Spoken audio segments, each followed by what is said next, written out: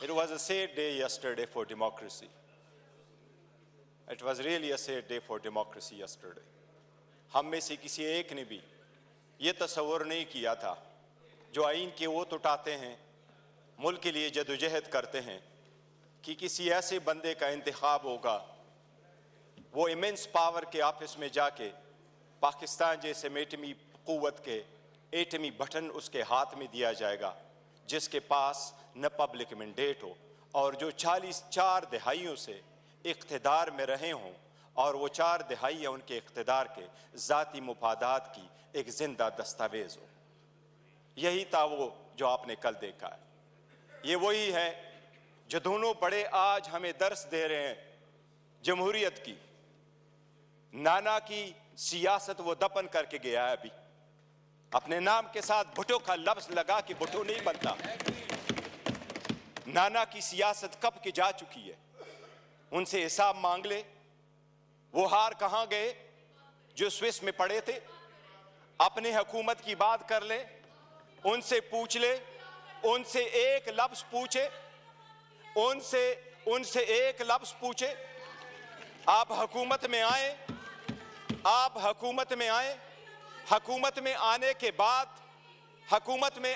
बाद deputy speaker, let me complete जी। Deputy speaker, let them have the courage to listen. Gauhar साहब, barrister साहब, अगर कंट्रोवर्शियल बात होगी तो ये बिला वजह माहौल आपका होगा।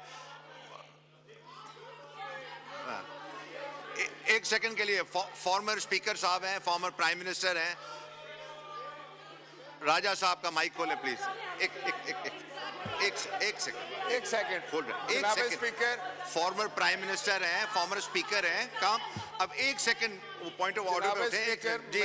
राजा साहब, गुजारिश करना चाहूंगा अपने राइट पे खड़े हुए दोस्तों से भी और इस तरफ से भी कि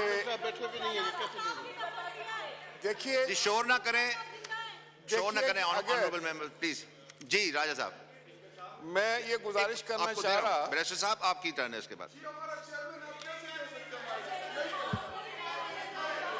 ओ बेटा बात सुनो, मैंने खुद आपके चेयरमैन को कई दफा दिए।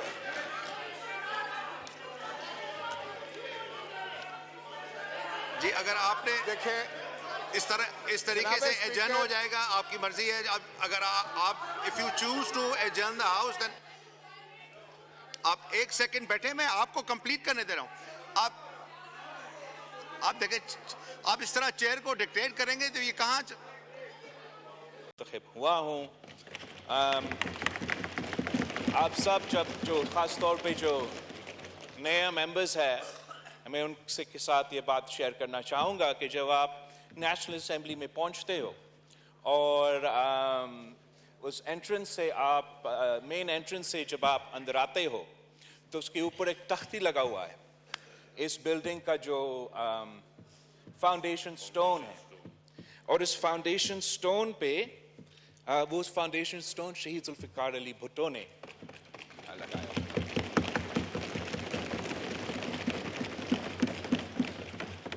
ये जो हॉल है, ये जो आवान है जनाब स्पीकर, ये ना मेरा है ना इनका है, हम सबका है। And this is the mother of all institutions, the most powerful institution. And अगर इस हाउस के तमाम मेंबर्स ये बात समझे कि अगर इस जमहूरी इदारा को हम ताकतवर बनाएंगे तो हम अपने आप को, ख़ास तौर पे पाकिस्तान के अवाम को ताकतवर बना रहे हैं। और जब हम इस इदारा को कमज़ोर करते हैं तो हम ना सिर्फ अपने आप को मगर इस वफाक को, इस जमहूरी निज़ाम को कमज़ोर कर रहे हैं। मैं इस असेंबली में शायद उन मेंबरान में से हैं जो कम उम्र के हैं, और मैं तमाम अपने बुज़ुर्गों से एक बार फिर मैंने पिछले असेंबली में इस बात पे ख़त्म किया था और इस असेंबली का आगाज़ इस बात से करना चाह रहा हूँ कि मैं अपने बुज़ुर्गों से अपील करता हूँ जो 6 दफ़ा इस हाउस के मेंबर्स बनने आ रहे हैं, चाहे वो उस तरफ बैठे हैं चाहे वो इस तरफ बैठे हैं, कि हम इस किस्म का फैसले ले जिससे ना सिर्फ ये इदारा मजबूत हो मगर हम आने वाले नस्लों के लिए, इस मुल्क के मुस्तकबिल के लिए, उन नौजवानों जिनका मैं भी क्लेम करता हूं, आप भी क्लेम करते हो कि आप उनका नुमाइंदगी कर रहे हो, कि हम ऐसे फैसले ले ताकि उनका मुस्तकबिल रोशन हो। अगर उनमें से कोई ये फैसला करे कि वो इस हाउस का मेंबर बनना चाहे, वो सियासतदान बनना चाहे, वो जमहूरियत का, इन इदारों का मेंबर बन के अपने अवाम का मसाइल का हल निकालना चाहे, तो उनके लिए आसानियां पैदा हो। वो जब अगला नस्ल इस हाउस के मेंबर्स होंगे, उनको हमें दुआ देना चाहना चाहिए कि हमने अच्छे फैसले लिए, ना कि वो हमें गालियां दें। ये किस किस्म के लोग थे जिन्होंने अपना ही इदारा को, अपना ही जमहूरियत को, अपना ही मुल्क को कमज़ोर कर दिया है।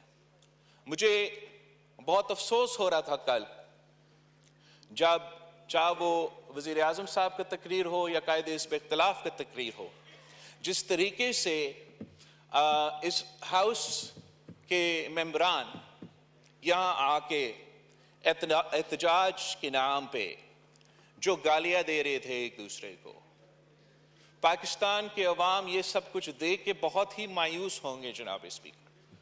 इसलिए इस वक्त वो हमारे तरफ देख रहे हैं और पाकिस्तान जिस खतरा में है, मैं समझता हूं कि हम एक बहुत ही खतरनाक मरहले पे पहुंच चुके हैं। एक तरफ हमारा मुआशी बहरान के बारे में इस कमरे में तमाम मेंबरान वाकिफ है, इसलिए नहीं कि हमारे लिए, इसलिए सिर्फ नहीं कि आप सबके लिए मुआशी मुश्किल होते जा रहे हैं, मगर मेरी तरह आप सब ने हाल ही में इलेक्शंस में हिस्सा लिए, पाकिस्तान के अवाम से इंटरैक्ट करते रहे, और जो भी लोग के जनाब स्पीकर इस इलेक्शन में अगर पाकिस्तान के अवाम ने वोट दिए तो इसलिए कि वो चाहते हैं कि इस मुल्क को और उनको उस मुआशी बहरान से निकाला जाए। ये महंगाई, गुर्बत और बेरोजगारी का जो सुनामी पाकिस्तान के अवाम उसकी तकलीफ में है, वो हम सब की तरफ देख रहे हैं कि हम उनको इन मुश्किलात से निकालें। और वज़ीर आज़म साहब ने भी अपने तकरीर में अपने मंसूबे के बारे में बात की।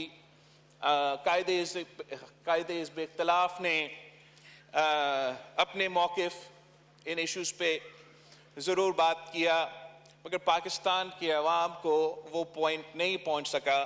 इसलिए अफसोस के साथ, चाहे वो इस तरफ के बैक बेंचर्स थे या उस तरफ के बैक बेंचर्स थे,